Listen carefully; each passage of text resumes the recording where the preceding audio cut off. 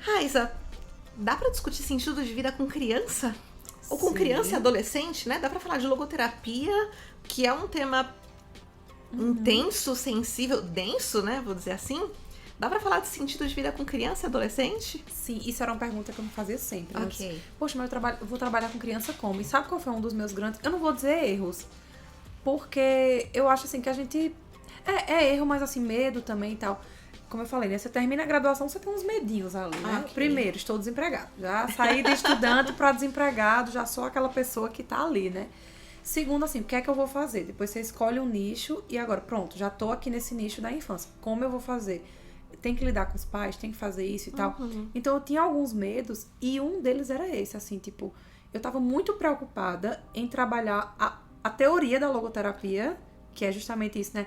Ai, como é que eu vou trabalhar a criança? Eu tenho que fazer com que ela enxergue o sentido. Tava mais preocupada com isso do que com a psicoterapia, o atendimento e tudo. Então, por isso que eu falo assim, deve ter sido um erro, mas eu aprendi com esse, né? Que é comum no início, você aprender com essa prática.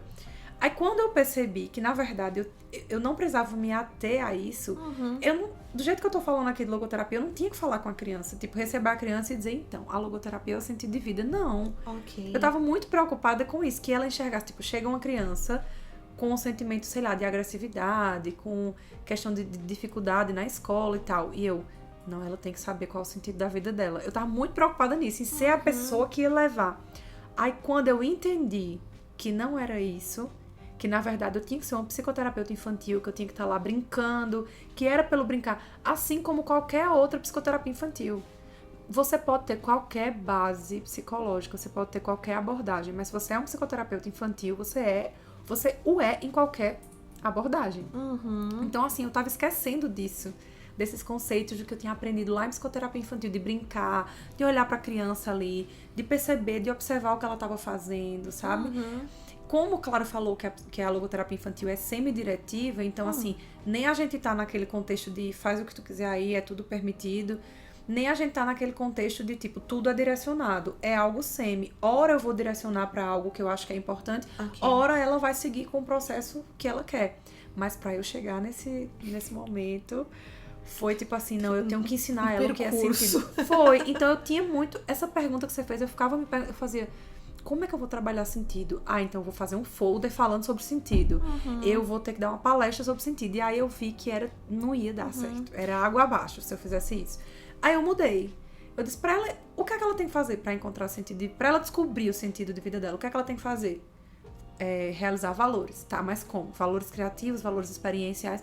Isso é um valor experiencial. Brincar aqui, falar sobre o que ela tá sentindo é um valor experiencial que vai culminar num valor atitudinal, ou seja, ela não pode mudar a situação que ela tá, mas ela pode mudar a maneira como ela tá enfrentando. Isso é logoterapia, minha gente. Então, assim, eu tava muito focada em fazer sabe a teoria, assim, fazer um checklist com a pessoa. Quando eu mudei a minha atitude, aí tudo começou a fluir. Então, eu percebi que é possível, sim, falar de sentido com crianças e adolescentes, mas não falar dando palestra. Ok. Só que utilizar do lúdico, utilizar da demanda dela pra transformar aquele contexto ali. Te ouvindo aqui, eu tô pensando que parece que quando você de fato se apropriou da abordagem, da compreensão do que era, você pôde, né, aplicar, pôde ser.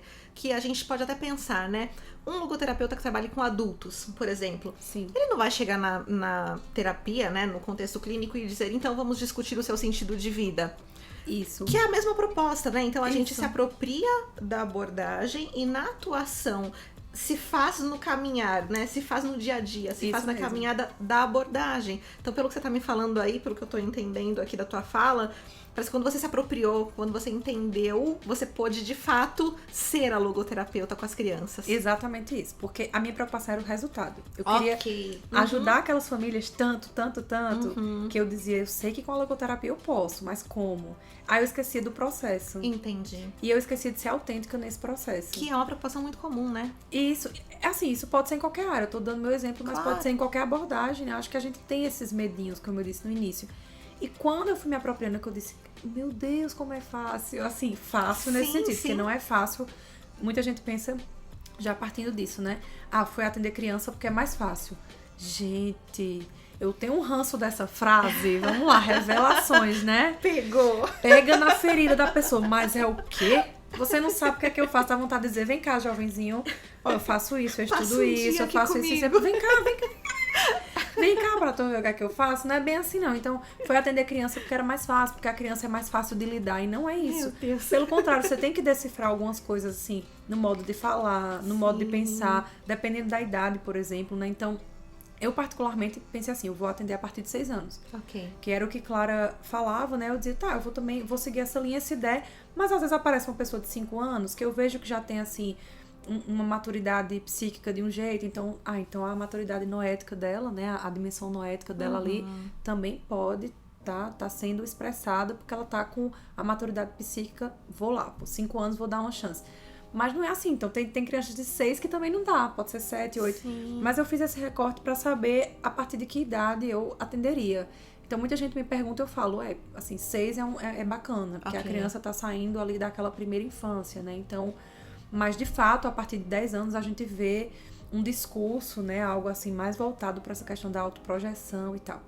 Quando a gente pensa em logoterapia com crianças menores, a gente pensa em trabalhar, por exemplo, o recurso do autodistanciamento, que é você se autoconhecer, autorregular bastante, assim, questões de processos cognitivos e tal, a gente consegue. Mas autoprojeção nem tanto com crianças pequenas, mas mais com crianças mais velhas. Mas a gente pode trabalhar o outro recurso noético, que é a autotranscendência. Okay. Então, por exemplo, diferenciação a gente trabalha muito, porque ela tá ali sempre em constante comparação com o outro, né? Tipo, na escola, às vezes é uma criança que tem um professor que é daquele professor que compara, que dá medalha, que faz isso, né? Então, muitas vezes o outro é diferente e tá tudo bem, você é assim. Seu potencial é em matemática, o do outro é em português, né? A entrega também, a afetação, que são outros recursos noéticos da autotranscendência. Então, eu comecei a ver isso, que eu não era teoria, era na prática, no dia a dia ali, no que ela apresentava, que eu podia sim ajudar. Quando eu percebi isso, que era no processo, que era no dia a dia, eu deixei de me preocupar com o resultado, com tempo, com hora, com eu tenho que entregar um menino que conseguiu fazer isso pra família tal jeito. Aí tudo mudou de fato. Isso aí eu digo com clareza, tudo mudou. E aí eu explico pra família desde o começo, né? Ó, a gente vai começar aqui, mas vai ser um processo. Pra que eles também não cometam, assim, o mesmo erro ou tenha a mesma ideia que eu tive. De que ia ser tudo muito, né? Tudo muito simples. E, na verdade, assim, Camila, uma coisa que eu acho interessante é que logoterapia é só sentido. E aí a gente vê que era também algo que eu falava, né? Eu só vou trabalhar sentido, então eu só vou trabalhar uma criança que chegue. Quais são as demandas? Eu só vou trabalhar com criança que chegue com vazio existencial. Ok, né? Não, eu posso trabalhar também. Por exemplo, se eu tivesse formação em neuropsicologia, eu podia ser uma neuropsicóloga, eu podia ser uma pessoa que trabalha avaliação psicológica e logoterapeuta, sem nenhum problema. Mas assim, no momento eu tenho vontade de fazer avaliação psicológica, mas ainda não fiz. Mas é possível. Como tem aqui já no Brasil, né, pessoas que trabalham com autismo e logoterapia, tranquilo.